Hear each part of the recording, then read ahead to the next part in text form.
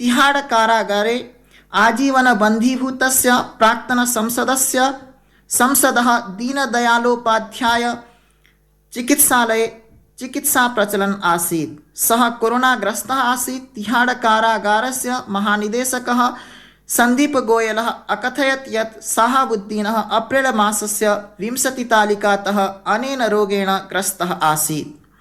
मोहम्मद शहाबुद्दीन सिवान क्षेत्रात् अनेकधा सांसदत्वेन चयनितः आसीत्। मुख्यमंत्री नीतीश कुमारः शहाबुद्दीनस्य अवसाने शोकं प्रकटितवान्। अन्ते च क्रीडावार्ताः। IPL क्रिकेट वार्तायां स्पर्धायाम् अद्य 7:30 सन्ध्यायाम् अहमदाबादस्थ नरेन्द्र मोदी क्रीडाङ्गणे रॉयल चैलेंजर्स बेंगलोर दलस्य संघट्टः पंजाब किंग्स दलेन साकं भविष्यति। वार्तायाः अन्ते पुनरेकवारं मुख्यवार्ताः। देशे अद्य आरभ्य तृतीयचरणात्मकं सूच्यौषधवितरण अभियानं समारब्धम्। केन्द्रेण राज्येभ्यः केन्द्रशासितप्रदेशेभ्यश्च साम्प्रतं यावत् 37,16 कोटिमितानि सूच्यौषधानि निःशुल्कतया प्रदत्तानि।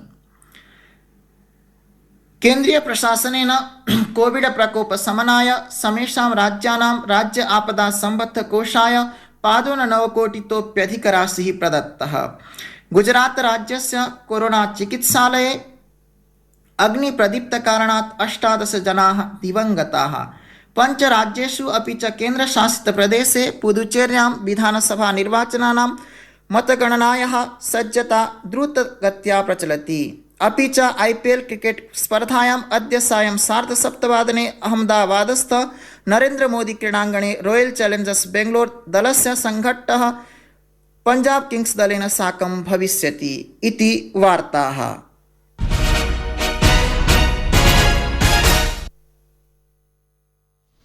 ये आकाशवाणी जयपुर अजमेर का आम चैनल है। कृपया हमारी अगली उद्घोषणा की प्रतीक्षा कीजिए। ये आकाशवाणी का जयपुर अजमेर केंद्र है।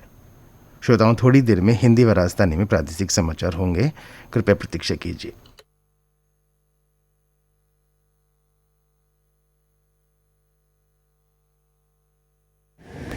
माँ कब आएगा? अभी आएगा। अरे बोलो ना माँ, कब आएगा? बोला ना, अभी आ जाएगा। ये ले, आ गया कुआं। अरे कुआं नहीं माँ, हमारे घर नल से जल कब आएगा? नल से जल? अरे गुड्डी, बहुत जल्दी आएगा पानी। जल जीवन मिशन आ चुका है। हम 1 कदम उठाएंगे तो सरकार 10 कदम उठाएगी। सच? तुम्हारे मुंह में घी शक्कर। घी शक्कर नहीं माँ, स्वच्छ जल। 2024 तक देश के सभी 19 करोड़ घरों में पहुंचेगा पीने का साफ पानी। अब होगा हर घर जल। जल जीवन मिशन, जल शक्ति मंत्रालय, भारत सरकार।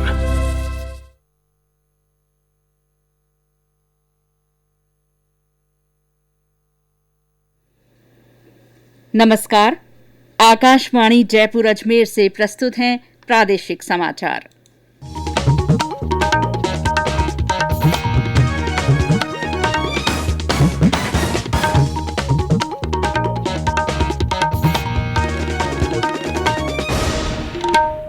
मुख्य समाचार। प्रदेश में मुख्यमंत्री चिरंजीवी स्वास्थ्य बीमा योजना शुरू। मुख्यमंत्री अशोक गहलोत ने वीडियो कॉन्फ्रेंसिंग के जरिए किया योजना का शुभारंभ। 18 साल से अधिक आयु वर्ग के लोगों के लिए कोविड-19 टीकाकरण अभियान आरंभ। अब तक 2,66,00,000 से ज्यादा पंजीकरण। देश में पिछले 24 घंटों में 4 लाख से अधिक लोगों में कोविड संक्रमण की पुष्टि। कल 2,99,000 से अधिक लोग हुए स्वस्थ। राज्य के राजसमंद, सहाड़ा और सुजानगढ़ विधानसभा क्षेत्र के उपचुनाव की मतगणना कल। और प्रदेश में आज कई स्थानों पर बारिश होने से गर्मी से राहत मिली। आगामी 24 घंटों में जयपुर, अजमेर, बीकानेर और उदयपुर संभाग में कहीं कहीं हल्की बारिश की संभावना। समाचारों के साथ मैं शीला चावला। कोविड मरीजों की संख्या फिर से बढ़ रही है, इसीलिए सभी श्रोताओं से अपील है कि कोई भी कोताही नहीं बरतें, सभी सुरक्षा उपायों का पालन करें और 45 साल से ऊपर के सभी लोग बेहिचक टीका लगवाएं। व्यक्तिगत स्वच्छता और साफ सफाई का ध्यान रखें, सुरक्षित रहें और इन 3 आसान उपायों का पालन करें। मास्क पहनें, 2 गज दूरी है जरूरी, सुरक्षित दूरी बनाए रखें, हाथ और मुंह साफ रखें। और अब समाचार विस्तार से। प्रदेश में मुख्यमंत्री चिरंजीवी स्वास्थ्य बीमा योजना आज से शुरू हुई। मुख्यमंत्री अशोक गहलोत ने वीडियो कॉन्फ्रेंसिंग के जरिए जयपुर से इस योजना की शुरुआत की। इस मौके पर उन्होंने बताया कि राज्य सरकार प्रदेश के लोगों को सामाजिक सुरक्षा मुहैया कराने पर ज्यादा जोर दे रही है। उन्होंने बताया कि चिरंजीवी योजना में लोगों को 5 लाख रुपए तक के स्वास्थ्य बीमा की सुविधा मिलेगी। चाहे गरीब है, अमीर है, कोई व्यक्ति है, उन सबका बीमा होगा 5 लाख का। 50,000 का जन्म बीमारी का और 4.5 लाख का गंभीर बीमारी का। जब वो भर्ती होगा, भर्ती होने पर उसको पूरा इलाज उसका फ्री होगा, पूरे परिवार का बीमा होगा। और सबसे प्रोविजन इसमें रखा हुआ है कि जब उनको छुट्टी होगी अस्पताल से, जब वो भर्ती आता है उसके 5 दिन पहले से और अस्पताल छुट्टी में इलाज करने के बाद में 15 दिन बाद तक जो उसका खर्चा होगा वो सब सरकार बीमा कंपनी के माध्यम से दिलवाएगी। पूरा प्रीमियम कल लगभग 3,000 करोड़ का है। 3 से 3.5 करोड़ रुपए जो आयुष्मान भारत में मिलेंगे भारत सरकार से, उनको छोड़ के तमाम पैसा स्टेट गवर्नमेंट वहन करेगी। इस योजना से अब तक करीब 23 लाख परिवार जुड़ चुके हैं। योजना में आगामी 31 मई तक पंजीकरण करवाया जा सकता है। कोविड-19 टीकाकरण अभियान का तीसरा चरण आज से शुरू हो गया है। इस चरण में 18 साल से अधिक आयु वर्ग के लोगों को कोविड-19 का टीका लगाया जा रहा है। इसके लिए पंजीकरण की प्रक्रिया जारी है और कोविन प्लेटफॉर्म तथा आरोग्य सेतु ऐप पर पंजीकरण कराए जा सकते हैं। अब तक कोविन पोर्टल पर 2,66,00,000 से अधिक पंजीकरण कराए जा चुके हैं। इधर प्रदेश में मुख्यमंत्री अशोक गहलोत ने जयपुर से वैक्सीनेशन के तीसरे चरण का शुभारंभ किया। गंभीर संक्रमण वाले 11 जिलों में आज वयस्कों को टीके लगाए गए। हमारे सीकर संवाददाता ने बताया कि जिला मुख्यालय पर युवाओं में टीकाकरण के प्रति उत्साह देखा गया।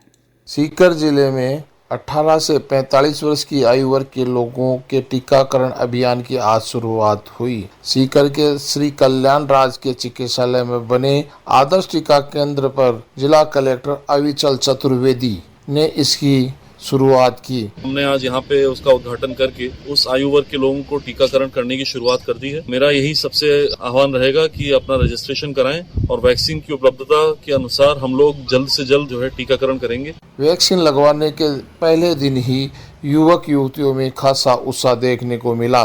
मैं नीलम शर्मा हूँ, गाँव उमड़ से हूँ। मैंने 28 तारीख को इसका रजिस्ट्रेशन करवाया था। आज रीशेड्यूल किया था, अपॉइंटमेंट ली थी। आज मैंने टीका लगवा लिया। मुझे टीका लगा के बहुत अच्छा लग रहा है। सभी जनता को टीका लगवाना चाहिए क्योंकि हमारे देश की सुरक्षा का सवाल है। टीका लगाना बहुत सुरक्षित है, इससे कोई भी परेशानी नहीं होती है। उम्मीद की जानी चाहिए जिले का पात्र युवा वर्ग आने वाले दिनों में टीकाकरण में बढ़ चढ़कर भाग लेगा और कोरोना महामारी को परास्त करेगा। बाल मुकुंद जोशी, आकाशवाणी समाचार, सीकर। केंद्र ने राज्यों और केंद्र शासित प्रदेशों को अब तक करीब 16 करोड़ 37 लाख कोविड टीके निःशुल्क प्रदान किए हैं। इनमें से 15 करोड़ 58 लाख से अधिक टीकों का उपयोग किया जा चुका है।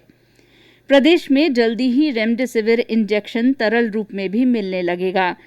लिक्विड रेमडेसिविर इंजेक्शन के लिए कोल्ड चेन स्टोरेज जरूरी है, जिस वजह से इसकी कालाबाजारी नहीं हो सकेगी।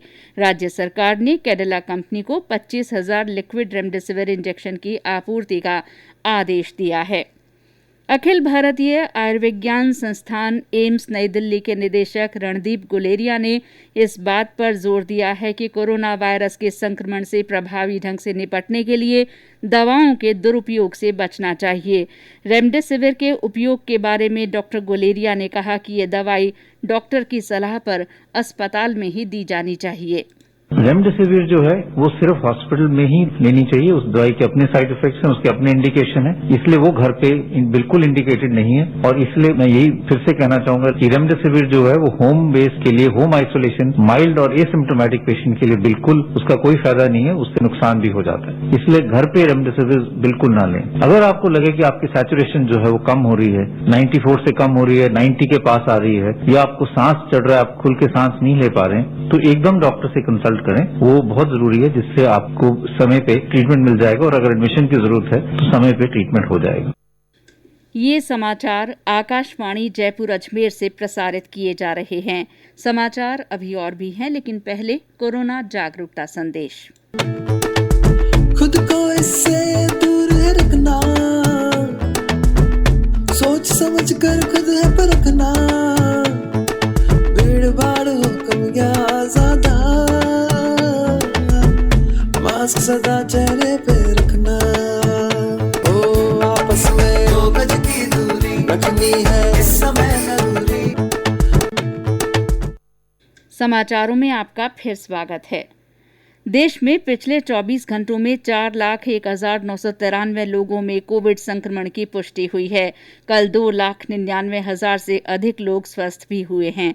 अब तक देश में 1,56,00,000 से अधिक लोग कोविड संक्रमण से स्वस्थ हो चुके हैं। स्वास्थ्य मंत्रालय ने बताया कि वर्तमान में 32,68,000 से अधिक लोग कोविड से पीड़ित हैं और वे अस्पतालों में भर्ती हैं या आइसोलेशन में हैं। प्रदेश में कोरोना से लड़ाई में जहां प्रशासन और विभिन्न संस्थाएं अपना सहयोग दे रहे हैं, वहीं आम लोग भी अनूठी पहल कर रहे हैं। बीकानेर में एक युवक तरुण शर्मा ने अपने विवाह का प्रीतिभोज कोरोना परिस्थितियों को देखते हुए स्थगित कर दिया। यही नहीं, उन्होंने कोरोना राहत के लिए 1 लाख रुपए दान भी किए हैं। झुंझुनू के नवलगढ़ के शीतल विधि मुरारका के बेटी होने पर उनके परिवार ने मास्क बंटवा कर क्षेत्र के लोगों के साथ अपनी खुशी का इजहार किया। केंद्र सरकार की ओर से कोरोना के प्रति जागरूकता लाने के लिए जन आंदोलन चलाया जा रहा है। इसी के तहत आकाशवाणी जयपुर के समाचार बुलेटिनों में प्रसारित की जा रही विशेष श्रृंखला जनता का संदेश, जनता के नाम में सुनिए हमारे श्रोता का संदेश। मेरे देश के सम्मानित नागरिकों को दिनेश गुर्जर का जयपुर से सादर नमन। कोविड-19 के दौर में हम सब आइए मिलकर संकल्प लें कि सभी 2 गज की दूरी बनाकर रखेंगे, मास्क लगाएंगे और स्वच्छता पर पूरा ध्यान रखेंगे। सामाजिक कार्यक्रमों में सरकार द्वारा दिए गए दिशा निर्देशों की अनुपालना करेंगे और टीकाकरण में बढ़ चढ़कर भाग लेंगे। जीवन अमूल्य है और जीवन को बचाकर हम देश के विकास में आगे काम कर सकते हैं। सभी भाई बहनों को कोरोना के शीघ्र समाप्ति की कामनाओं के साथ राम राम सा।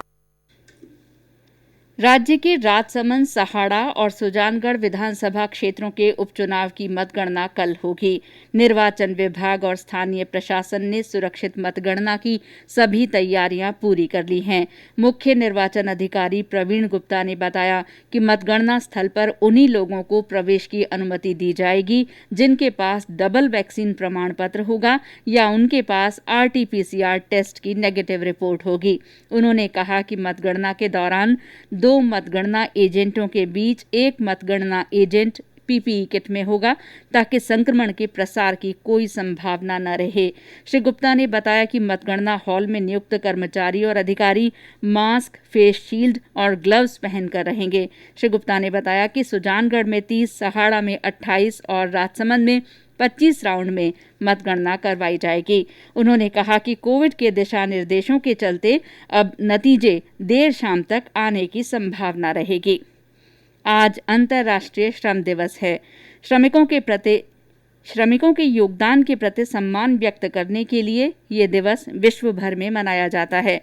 ये दिन आर्थिक और सामाजिक अधिकार प्राप्त करने में श्रमिकों के बलिदान के प्रति श्रद्धांजलि अर्पित करने के लिए मनाया जाता है। इस मौके पर राज्यपाल कलराज मिश्र और मुख्यमंत्री अशोक गहलोत ने श्रमिकों को शुभकामनाएं दी हैं। राष्ट्र आज 9वें सिख गुरु तेग बहादुर जी का 400वां प्रकाश पर्व मना रहा है। इस मौके पर प्रधानमंत्री नरेंद्र मोदी ने कहा है कि वे गुरु तेग बहादुर जी को नमन करते हैं, जिनके साहस और निम्न वर्ग की सेवा करने के प्रयासों का दुनिया भर में सम्मान किया जाता है।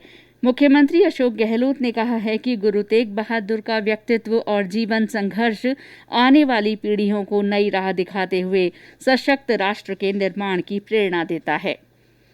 रणथंभौर राष्ट्रीय उद्यान से एक बार फिर खुशखबरी मिली है।